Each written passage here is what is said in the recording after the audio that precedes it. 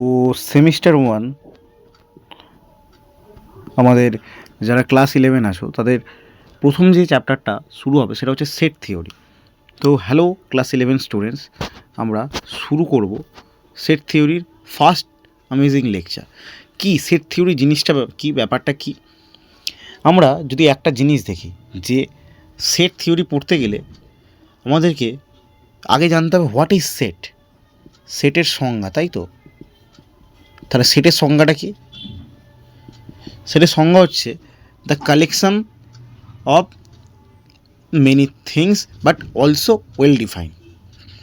কারণ অনেকগুলো বস্তু সময়ের সংকলন হতে হবে, কিন্তু সংকলনটি সুসংজ্ঞাত হতে হবে। তাহলে আমি লিখছি যে বস্তু সময়ের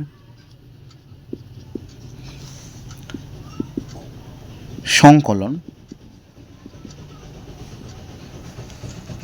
বা যেটাকে আমরা কালেকশন বলি, এবং বা সমষ্টি বলা যায়,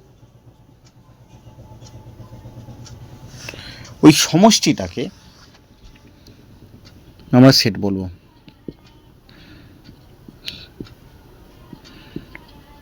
বলা হয় যখন, কখন বলা হবে, এমনি এমনি তো বলা যাবে না, যখন আমাদের সংকলনটি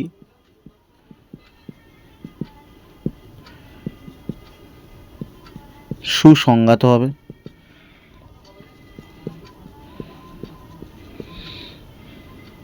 এটাকে ওয়েল ডিফাইন্ড বলে। মানে কিছু তো কন্ডিশন থাকবে, এমনি তো হবে না। সেকেন্ড থিং, আমাদের সংকলনের অন্তর্গত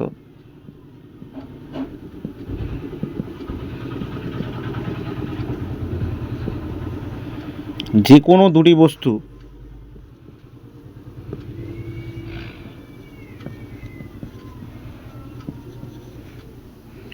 পরস্পর ভিন্ন,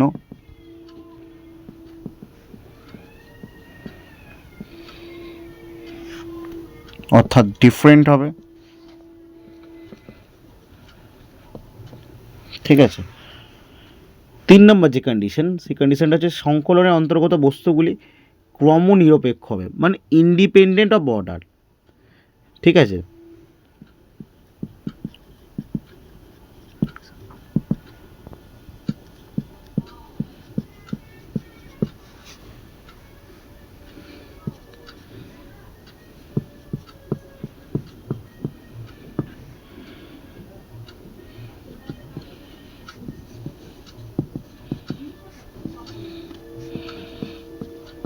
ঠিক আছে।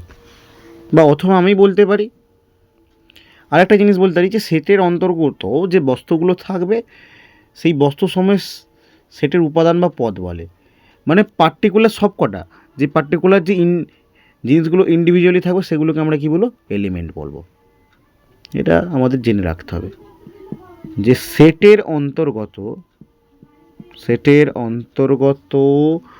বস্তু সমূহকে সেটের উপাদান বা পদ বলে।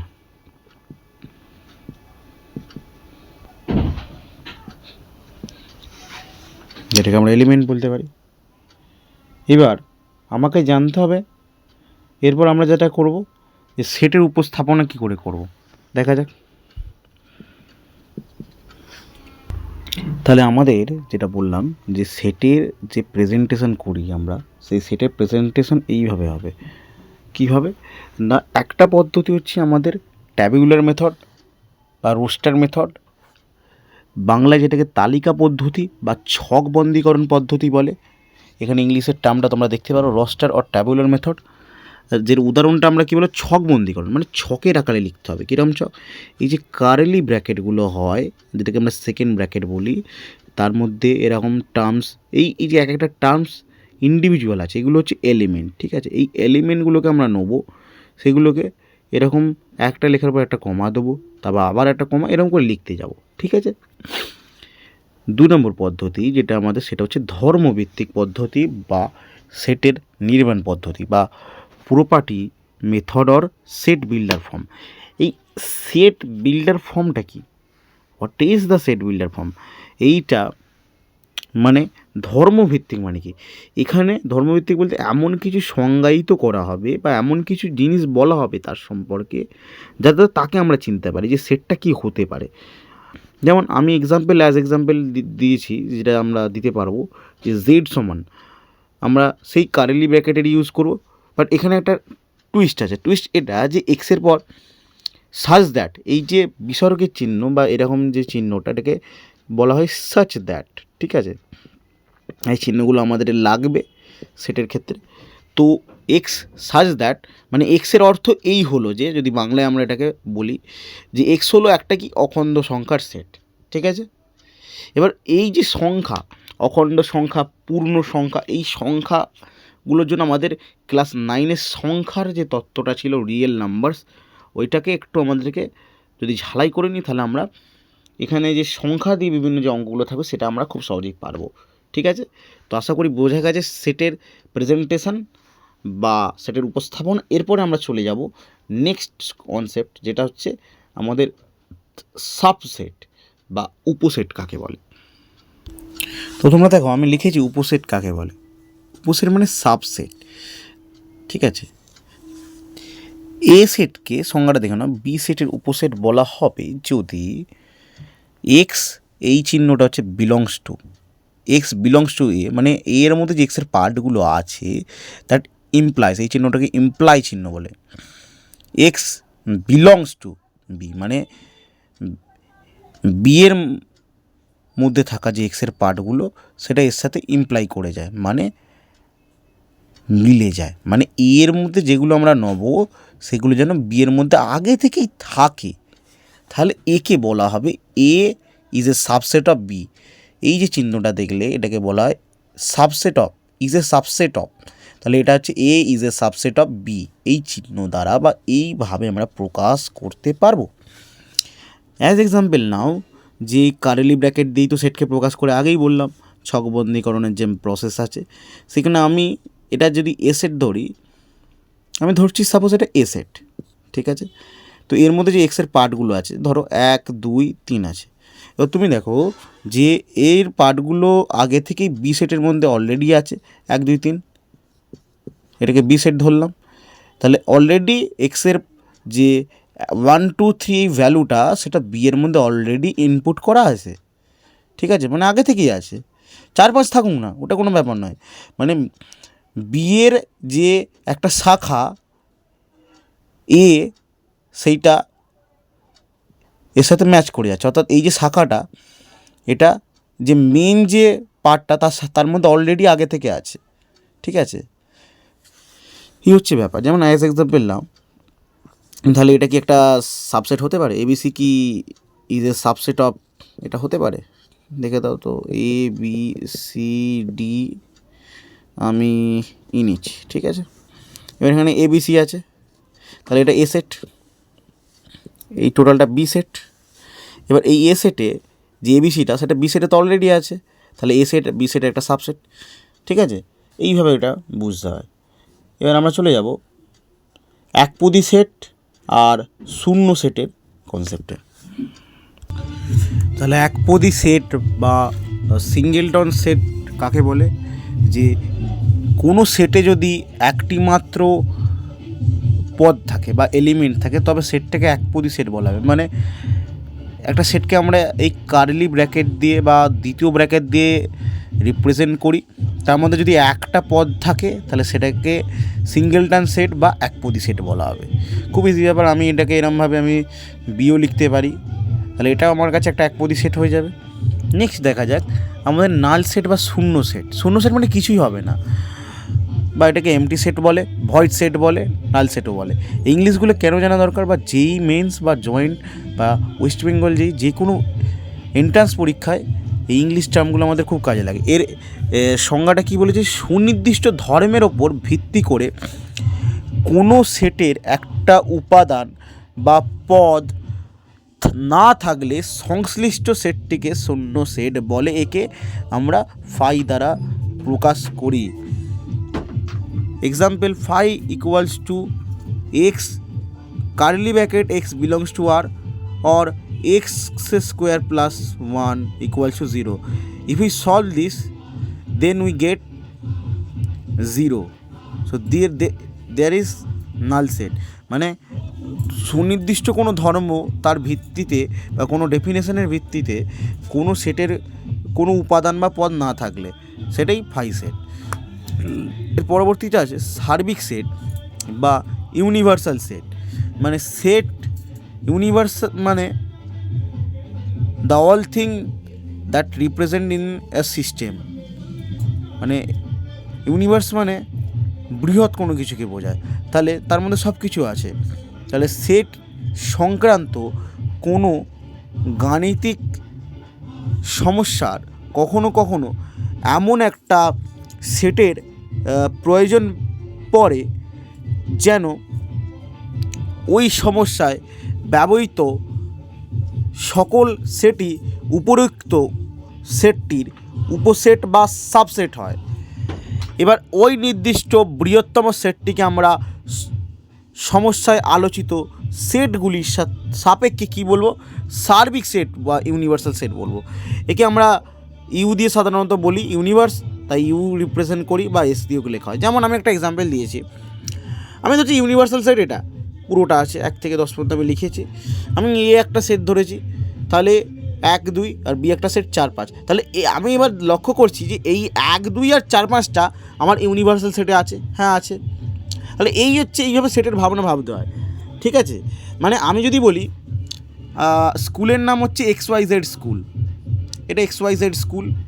এবার এই স্কুলে আমার 11 স্ট্যান্ডার্ড আছে, 12 স্ট্যান্ডার্ড আছে ক্লাসের, ঠিক আছে।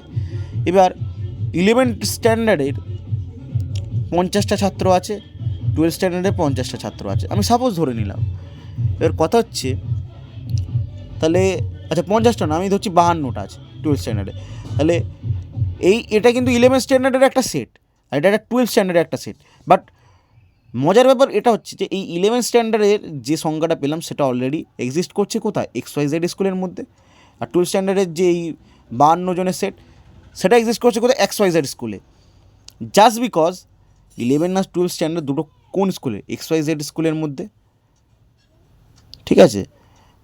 তাহলে এইটা একটা পার্টিকুলার ইন্ডিভিজুয়াল সেট, এটাও একটা ইন্ডিভিজুয়াল সেট, ঠিক আছে। কিন্তু এই দুটো সেট এক্সিস্ট করছে কোথায়, এই ইউনিভার্সাল সেটটার মধ্যে। ইউনিভার্সাল সেটটা কি, XYZ স্কুল। যেমন আমি আরেকটা বলতে পারি যে আমাদের সৌরজগৎটাকে একটা আমি ধরতে পারি, কল্পনা যদি করি সৌরজগৎ আমরা যেটা বলি সেটাকে আমরা একটা ইউনিভার্সাল সেট ধরতে পারি কি, হ্যাঁ। কারণ আমি যদি পৃথিবী বা এই যে গ্রহগুলোকে একটা ইন্ডিভিজুয়াল সেট ধরে নিই, আমি জাস্ট সাপোজ মনে করতে বলছি, কল্পনা, তাহলে সেই ইন্ডিভিজুয়াল সেটগুলো পৃথিবী, বুধ বা মঙ্গল যাই থাকুক না কেন, এইগুলো কার মধ্যে এক্সিস্ট করছে, সৌরজগতের মধ্যে। তাহলে এটা যদি একটা ইউনিভার্সাল সেট ধরি, তাহলে এই ইন্ডিভিজুয়াল সেটগুলো ইউনিভার্সাল সেটে থাকবে, এটাই তো কমন কনসেপ্ট, ঠিক আছে। এরপর পরবর্তী কনসেপ্টে যাওয়া যায়, সাউন্ড ডিস্টারবেন্সের জন্য ক্ষমা প্রার্থী, ঠিক আছে, একটু ম্যানেজ করে নিও। তো এরপর আমরা যেটা দেখব সেটা হচ্ছে সমতুল্য সেট। সমতুল্য সেটটা কি, মানে ইকুইভ্যালেন্স সেট। মানে সমতুল্য মানে কি, দুটো তুলনা করে আমরা সমান পাবো, এটা মানে, ঠিক আছে। বলছি দুটো সসীম সেট যেটা আমাদের হাতের কাছে অ্যাভেলেবেল, আমরা যেটা নিয়ে ভাবতে পারবো সেটা কি শুধু সসীম বলে। তাহলে দুটো সসীম সেটের পদ সংখ্যা, মানে কতগুলো এলিমেন্ট বা পদ পার্টিকুলার আছে, যদি সমান হয় তাহলে তবে সেট দুটিকে সমতুল্য সেট বলে। সহজ কথায় সহজ ভাষায় বলে দুটো এমন সেট আমরা নেব যার এলিমেন্ট সংখ্যা, পদ সংখ্যা একই হবে, বাট সেটগুলো ওয়েল ডিফাইন্ড হতে হবে, মানে সেটগুলো সংজ্ঞায়িত হতে হবে। এমন নয় যে আমি যা তা করে সেট লিখে দেবো, ঠিক আছে। তো দুটো সংজ্ঞায়িত সেট আমি নিয়েছি, 1 2 3 4 5 একটা, আর এখানে আমি নিলাম সাপোজ এখানে এটা বি, ঠিক আছে, এটা বি সেট। তো এই বি সেটটা নিয়েছি AEIOU। এবার এখানে পদ সংখ্যা কাউন্ট করছি, 1 2 3 4 5টা। এখানে কটা আছে, 1 2 3 4 5টা। তাহলে সুতরাং দুটো সমতুল্য সেট কী হবে, A ইকুইভ্যালেন্ট টু বি হয়ে গেল। এবার ইজি কনসেপ্ট, আটেরটা আছে, আটের কনসেপ্টে কী আছে, সমান সেট বা ইকুয়াল সেট। যদি এ এবং বি সমান দুটি সসীম সেট হয়, দুটো সমান সসীম সেট, এখানে A is a subset of B and B is a subset of A হয়, তবে এ এবং বি সেট দুটিকে সমান সেট বলা হয়। সমান সেট মানে দুটো ইকুয়াল, মানে দুটো এলিমেন্ট সংখ্যাও ইকুয়াল এবং এলিমেন্টগুলোও ইকুয়াল। যেমন এখানে 1 2 3 আর এখানে 3 2 1, তাহলে A is a subset of B, এটাও স্যাটিসফাই করছে, B is a subset of এটাও স্যাটিসফাই করছে। 9 নম্বর কনসেপ্ট, যথার্থ উপসেট এবং অধিসেট। যথার্থ উপসেট মানে প্রপার সাবসেট এবং সুপারসেট। সাবসেটের চিহ্ন এইটা হয়, বাট প্রপার সাবসেটের চিহ্ন এইটা হবে, শুধু এইটা, নিচে কোনো লাইন থাকবে না। আর সুপারসেটের চিহ্ন এর উল্টোটা, এর রিভার্সটা এইটা হয়, ঠিক আছে, এটা মাথায় রাখতে হবে। যদি এ সেট বি সেটের উপসেট হয় বা সাবসেট হয়, তাহলে তবে হয় এবং number of B greater than number A হয়, তবে এ সেটকে বি সেটের যথার্থ উপসেট বা প্রপার সাবসেট বলা হবে। অর্থাৎ A is proper subset of B and B সেটকে এ সেটের অধিসেট বলা হবে। নোট, নাম্বার এ দ্বারা বি সেটের পদসংখ্যা সূচিত হয়। আচ্ছা, এটা কি আমরা একটু ডিফাইন করার চেষ্টা করব? হ্যাঁ, করতে পারি। আমি ছোট করে আমরা ডিফাইন করতেই পারি। কি করে? সাপোজ আমি এ একটা সেট নিচ্ছি, 1 2 3 4 5, ঠিক আছে, আর বি সেটটা আমি নিচ্ছি এটা 1 2 3 4 5 6। এবার আমার কথা হচ্ছে, বি এ যতগুলো এলিমেন্ট আছে, বি এ এলিমেন্ট কিন্তু এ এর এলিমেন্টগুলোর সংখ্যা থেকে বেশি। যদি আমি নাম্বার অফ বি কাউন্ট করি, নাম্বার অফ বি কিন্তু নাম্বার অফ এর থেকে বেশি। যদি কাউন্ট করা যায় বোঝা যাবে কেন, কারণ এখানে কটা আছে, 6টা এলিমেন্ট আছে, এখানে 5টা এলিমেন্ট আছে, তাহলে বি বেশি। এবার এই কন্ডিশনটা স্যাটিসফাই করেছে, তাহলে আমি বলবো যে এই যে এ সেটটা, এটা বি সেটের কিন্তু যথার্থ সেট, উপসেট। আবার এই বি সেটটা এ সেটের সুপার সেট মানে অধিসেট বলা যায়। তাই এটাকে এরমভাবে চিহ্ন দিয়ে লিখেছি, এমন কিছু জোরালো কনসেপ্ট নয়। এরপর আমরা চলে যাব পরবর্তী কনসেপ্টে। তাহলে এরপরে যেটা আছে আমাদের পরবর্তী, যেটা একটা থিওরেম পড়তে হবে। কী সেই থিওরেম? বলেছে এই দুটো থেকে অনেক সময় এমসিকিউতে কোশ্চেন আসে যে ফার্স্ট শূন্য সেট যে কোনো সেটেরই উপসেট হবে, আর 2 নম্বরটা কী বলেছে, যে কোনো সেট নিজেই নিজের উপসেট। মানে যদি সাপোজ আমি একটা ধরে নিই এক্সাম্পল, যে এ একটা সেট আছে 1 2 3 আমি ধরে নিচ্ছি, তাহলে এর সাবসেটগুলো আমাকে বার করতে বলেছে। এর সাবসেট কী হবে? তাহলে এর সাবসেট একটা হতে পারে এ নিজেই একটা সেট, তাহলে কী বলছে, কোনো সেট, যে কোনো সেট নিজেই নিজের উপসেট, তাহলে এই এ সেটটা নিজেই নিজের উপসেট। আর একটা হতে পারে আমাদের শূন্য সেট বা নাল সেট, এইটা নিজের উপসেট। তারপর বাদ বাকি আমাদের এরকম বার করতে হবে যে কতগুলো আমাদের সাবসেট হতে পারে, ঠিক আছে। তারপরে সূচক সেট বা ঘাত সেট বা পাওয়ার সেট কাকে বলে? এর মানে হচ্ছে কোনো সেটের সমস্ত উপসেটের সেটকে ওই সেটের ঘাত সেট বলে। অর্থাৎ এ সেটের ঘাত সেটকে আমরা এ স্টার বা পি এ দ্বারা সূচিত করা হবে। মানে একটা সেটে যতগুলো উপসেট থাকবে তার সেটকে ওই সেটের ঘাত সেট বলা হবে। যেমন পি এ ইকুয়ালস টু কি, আমি লিখতে পারি X such that X is a subset of A, ঠিক আছে। মানে একটা সেটের যতগুলো উপসেট আছে, এই সব কটা উপসেটটা নিয়ে যে সেটটা আমরা গঠন করব সেটা হচ্ছে আমাদের পাওয়ার সেট। যেমন পাওয়ার সেট এখানে কি, পাওয়ার সেট হচ্ছে এখানে সংজ্ঞায়িত করলে X such that X belongs to A, ঠিক আছে। এই X is a subset of A. Next theorem কী বলছে? নেক্সট থিওরেম বলছে নাম্বার এ ইকুয়ালস যদি এম হয়, তাহলে number of power set of A equals to the power M হবে। মানে নাম্বার অফ এ ইকুয়ালস যদি এম হয়, এ মানে এখানে বোঝাচ্ছে যে সাপোজ আমরা কীভাবে বার করবো যে কতগুলো পাওয়ার সেট আছে একটা সেটে? তার খুব ইজি ফর্মুলা হচ্ছে আমাদের যে নাম্বার অফ এ, মানে আমি একটা সেট ধরে নিচ্ছি এ, 1 2 3 সেট ধরে নিচ্ছি। কটা এলিমেন্ট আছে? একটা দুটো তিনটে এলিমেন্ট আছে। এখানে 3টে এলিমেন্ট কাউন্ট করছি। তাহলে আমার নাম্বার অফ এ যদি আমার কাছে 3 হয়, 3টে এলিমেন্ট পাই এ সেটের মধ্যে, তাহলে নাম্বার অফ পি অফ এ আমার কত হবে? কতগুলো পাওয়ার সেট থাকবে? 2 এর পাওয়ার এম, এটা তো এম, তাহলে 2 এর পাওয়ারে আমার 3 বসাবো, তাহলে 2 এর পাওয়ার 8 হবে আমার উত্তর। হয়ে গেল কমন কনসেপ্ট। যদি বলে এ সেটের যথার্থ উপসেটের সংখ্যা, তাহলে তখন কী করবো? 2 এর পাওয়ার এম যা হবে তা থেকে 1 বাদ দিত। যদি এখানে যথার্থ উপসেট বার করতাম তাহলে কী করতাম? 2 এর পাওয়ার কিউব 1 বাদ দিতাম, তাহলে 8 থেকে 1 বাদ দিলে 1 সমান 7 হতো। এটা আনসার হতো। এবার বলছে পূরক সেট। পূরক মানে কোনো কিছু পূরণ করবে, যেমন কমপ্লিমেন্টারি অফ এ সেট বা কমপ্লিমেন্ট অফ এ সেট। এটাকে সংজ্ঞায়িত করবো কীভাবে? এর মাথায় এইভাবে লেখা হয়, এর পর মাথায় ছোট্ট করে সি লেখা হয়, একে বলে এ কমপ্লিমেন্ট। বা এর মাথায় এর মাথাটা ড্যাশ দেওয়া হয়, শূন্যস্থানের মতো একে এ বার বলা হয়, বা এর মাথায় ড্যাশ দেওয়া হয় এরকম।